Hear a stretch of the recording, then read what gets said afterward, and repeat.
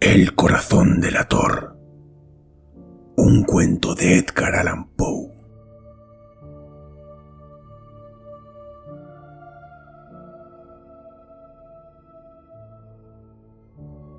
Es verdad, soy muy nervioso.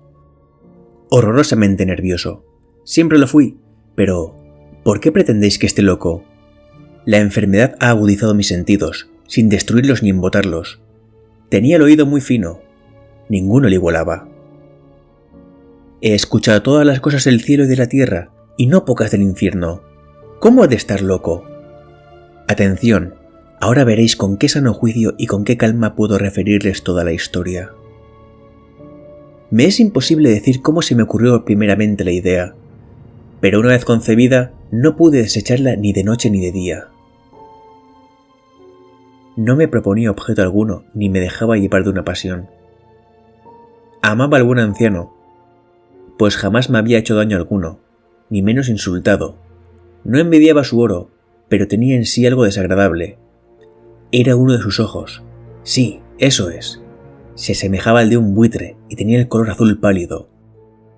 Cada vez que este ojo fijaba en mí su mirada, se me helaba la sangre en las venas, y lentamente, por grados, comenzó a germinar en mi cerebro la idea de arrancar la vida al viejo, a fin de librarme para siempre de aquel ojo que me molestaba.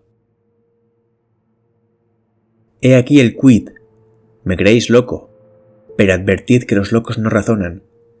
Si hubierais visto con qué buen juicio procedí, con qué tacto y previsión y con qué disimulo puse manos a la obra, nunca había sido tan amable con el viejo como durante la semana que precedió el asesinato.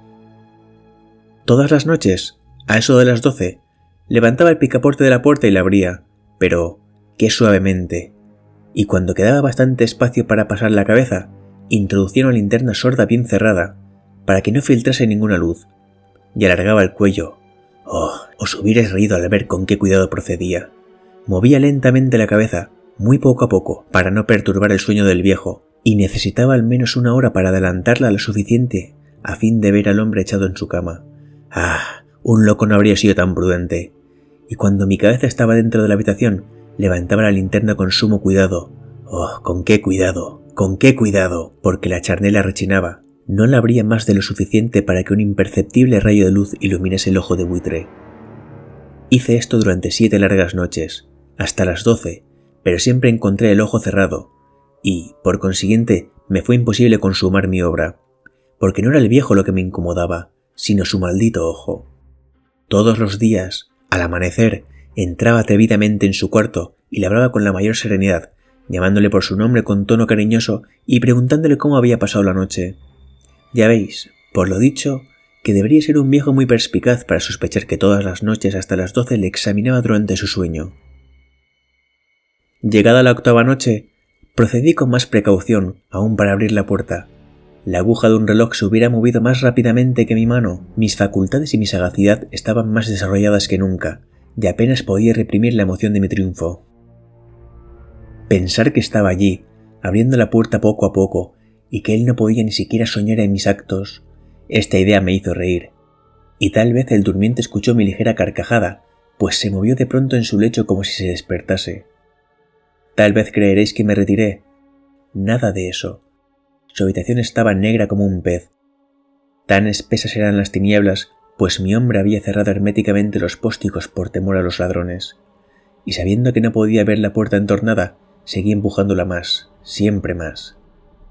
Había pasado ya la cabeza y estaba a punto de abrir la linterna. Cuando mi pulgar se deslizó sobre el muelle con que se cerraba, el viejo se incorporó en su lecho exclamando: «¿Quién anda ahí?». Permanecí inmóvil, sin contestar. Durante 1 hora me mantuve como petrificado, y en todo este tiempo no le vi echarse de nuevo. Seguía sentado y escuchando, como yo lo había hecho noches enteras. Pero he aquí que de repente oigo una especie de queja débil, y reconozco que era debida a un terror mortal. No era de dolor ni de pena, oh no, era el ruido sordo y ahogado que se eleva del fondo de un alma poseída por el espanto. Yo conocía bien este rumor, pues muchas noches, a las 12, cuando todos dormían, lo oí producirse en mi pecho, aumentando con su eco terrible el terror que me embargaba. Por eso comprendía bien lo que el viejo experimentaba, y le compadecía, aunque la risa entreabriese mis labios. No se me ocultaba que se había mantenido despierto desde el primer ruido. Cuando se revolvió en el lecho, sus temores se acrecentaron, y sin duda quiso persuadirse que no había causa para ello, mas no pudo conseguirlo. Sin duda pensó: eso no será más que el viento de la chimenea, o de un ratón que corre, o de algún grillo que canta. El hombre se esforzó para confirmarse en estas hipótesis, pero todo fue inútil. Era inútil, porque la muerte que se acercaba había pasado delante de él con su negra sombra, envolviendo en ella a su víctima, y la influencia fúnebre de esa sombra invisible era la que le hacía sentir, aunque no distinguiera ni viera nada, la presencia de mi cabeza en el cuarto. Después de esperar largo tiempo con mucha paciencia sin oírle echarse de nuevo, resolví entreabrir un poco la linterna, pero tan poco, que casi no era nada. La abrí tan cautelosamente que más no podía ser, hasta que al fin un solo rayo pálido, como un hilo de araña, saliendo de la abertura, se proyectó en el ojo de buitre. Estaba abierto, muy abierto, y no me enfurecí apenas le miré. Le vi con la mayor claridad, todo entero, con su color azul opaco y cubierto con una especie de velo hediondo que heló mi sangre hasta la médula de los huesos. Pero esto era lo único que veía de la cara o de la persona del anciano, pues había dirigido el rayo de luz, como por instinto, hacia el maldito ojo. ¿No os he dicho ya que lo tomabais por locura no es sino un refinamiento de los sentidos? En aquel momento, un ruido sordo, ahogado y frecuente, semejante al que produce un reloj envuelto en algodón, hirió mis oídos. Aquel rumor lo reconocí al punto. Era el latido del corazón del anciano, y aumentó mi cólera, así como el redoble del tambor sobreexcita el valor del soldado. Pero me contuve y permanecí inmóvil, sin respirar apenas y esforzándome en iluminar el ojo con el rayo de luz. Al mismo tiempo, el corazón latía con mayor violencia, cada vez más precipitadamente y con más ruido. El terror del anciano debía ser indecible, pues aquel latido se producía con redoblada fuerza cada minuto. ¿Me escucháis atentos? Ya os he dicho que yo era nervioso, y lo soy, en efecto. En medio del silencio de la noche, un silencio tan impotente como el de aquella antigua casa, aquel ruido extraño me produjo un terror indecible. Por espacio de algunos minutos me contuve aún, permaneciendo tranquilo, pero el latido subía de punto a cada instante, hasta que creí que el corazón iba a estallar, y de pronto me sobrecogió una nueva angustia. Algún vecino podría oír el rumor. Había llegado la última hora del viejo. Profiriendo un alarido, abrí bruscamente la linterna y me introduje en la habitación. El buen hombre solo dejó escapar un grito, solo uno. En un instante le arrojé en el suelo, reído y contento al ver mi tarea tan adelantada, aunque esta vez ya no me atormentaba, pues no se podía oír a través de la pared.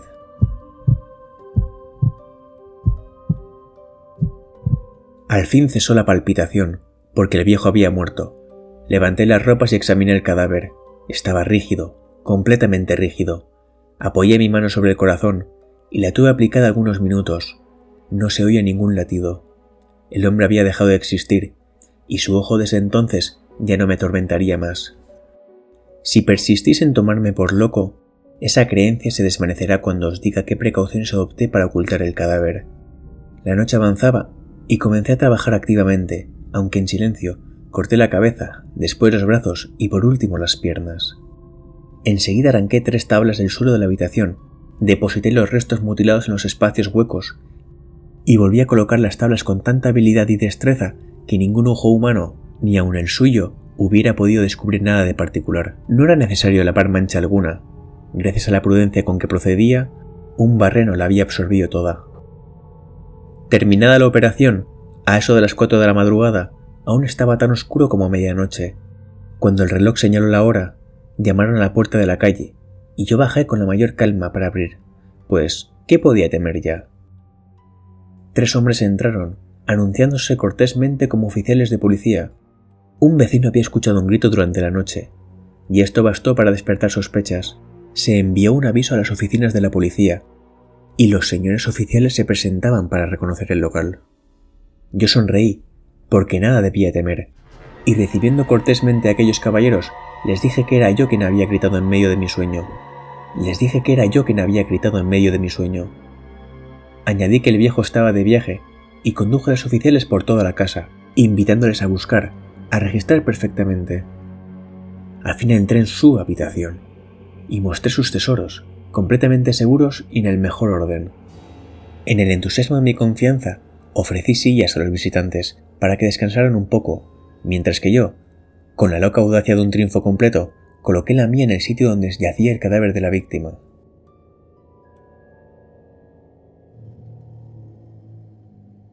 Los oficiales quedaron satisfechos y, convencidos por mis modales, yo estaba muy tranquilo. Se sentaron y hablaron de cosas familiares, a las que contesté alegremente, mas al poco tiempo sentí que palidecía y ansié la marcha de aquellos hombres. Me dolía la cabeza, me parecía que mis oídos zumbaban, pero los oficiales continuaban sentados, hablando sin cesar. El zumbido se pronunció más, persistiendo con mayor fuerza. Me puse a charlar sin tregua para librarme de aquella sensación. Pero todo fue inútil. Al fin descubrí que el rumor no se producía en mis oídos. Sin duda palidecí mucho entonces, pero hablaba todavía con más viveza, alzando la voz, lo cual no impedía que el sonido fuera en aumento. ¿Qué podía hacer yo?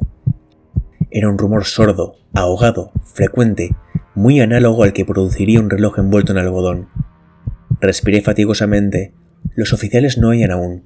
Entonces hablé más deprisa, con mayor vehemencia, pero el ruido aumentaba sin cesar. Me levanté y comencé a discutir sobre varias nimiedades. Era un diapasón muy alto y gesticulando vivamente, mas el ruido crecía. ¿Por qué no querían irse aquellos hombres? Aparentando que me exasperaban sus observaciones, di varias vueltas de un lado a otro de la habitación, mas el rumor iba en aumento. Dios mío, ¿qué podía hacer? La cólera me cegaba, comencé a renegar, agité la silla donde me había sentado, haciéndola rechinar sobre el suelo, pero el ruido dominaba siempre de una manera muy marcada, y los oficiales seguían hablando, bromeaban y sonreían. ¿Sería posible que no oyesen? Dios Todopoderoso, no, oían, sospechaban, lo sabían todo. Se divertían con mi espanto. Lo creí y lo creo aún. Cualquier cosa era preferible a semejante burla. No podía soportar más tiempo aquellas hipócritas sonrisas. Comprendí que era preciso gritar o morir, y cada vez más alto. ¿Lo oís? Cada vez más alto, siempre más alto. ¡Miserables!, exclamé. No disimuléis más tiempo. Confieso el crimen. Arrancad esas tablas. Ahí está, ahí está.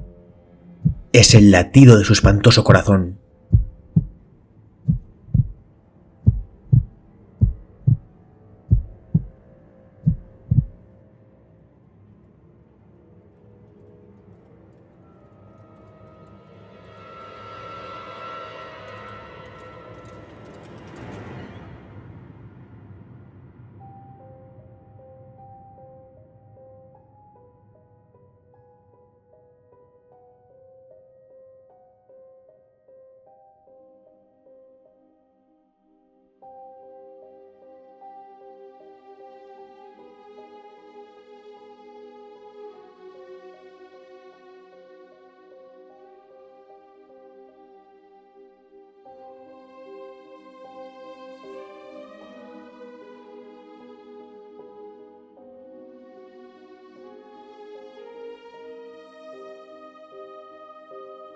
La culpa.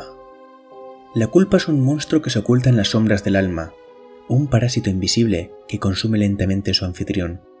En el corazón delator del maestro Edgar Allan Poe, este sentimiento se manifiesta como un eco constante e ineludible, el latido de un corazón que debería estar silenciado. El narrador, después de cometer el crimen, no puede escapar del sonido que retumba en su mente, un recordatorio perpetuo de su vil acción. Este latido no es más que la manifestación de su culpa, una encarnación, un martillo incesante que lo lleva al borde de la locura y finalmente a su confesión. Es la culpa, y no el crimen en sí, la que actúa como su verdadero verdugo, demostrando que la mente humana puede ser el más cruel de los jueces. Edgar Allan Poe, maestro de lo macabro y de lo misterioso, escribió El corazón delator con una clara intención de explorar los recovecos más oscuros de la psique humana. Poe estaba fascinado por la fragilidad de la mente y cómo ésta puede ser consumida por las emociones intensas como el miedo o la culpa. En este cuento, Poe nos sumerge en la perspectiva del asesino, mostrándonos su justificación irracional y su eventual desmoronamiento mental. La obsesión del narrador con el ojo del anciano, descrito como ojo de buitre, simboliza el punto focal de su paranoia y de su locura. Poe también utiliza este elemento para enfatizar la irracionalidad del miedo y de cómo éste puede llevar a la destrucción. Su motivación para escribir esta historia radica en su interés por el lado oscuro del ser humano, ofreciendo una mirada sin filtros a la complejidad del remordimiento. El corazón delator es una obra maestra de la narrativa corta, que encapsula la esencia de la locura y de la culpa. A través de la narración de un asesino que no puede escapar del eco de su propio crimen, Poe nos muestra la inevitabilidad del castigo autoinfligido, la justificación inicial del narrador, la meticulosa planificación del asesinato y el posterior derrumbe psicológico subrayan la incapacidad del ser humano para huir de su propia conciencia. En última instancia, es la culpa lo que le destruye, una fuerza más poderosa que cualquier consecuencia legal. La historia destaca la idea de que ningún crimen puede permanecer oculto, ya que la verdad siempre encontrará la manera de salir a la luz, ya sea a través de la confesión o de la locura.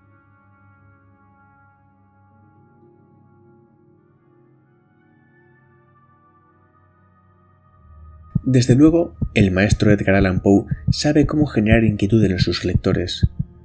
Aquí, en Relator Noctámbulo, el sonido del corazón latiendo permanece eternamente. Si os ha gustado el cuento, no olvidéis compartirlo con vuestros amigos y suscribiros para que traiga más grimorios malditos. No olvidéis que podéis contarme vuestras propias historias para narrarlas aquí, o hacer vuestras propias peticiones mandando un correo electrónico a relatornoctambulo@gmail.com. Y así, caminantes nocturnos, me despido. Que tengan una buena noche y unos sueños terroríficos. Desde Relator Noctámbulo.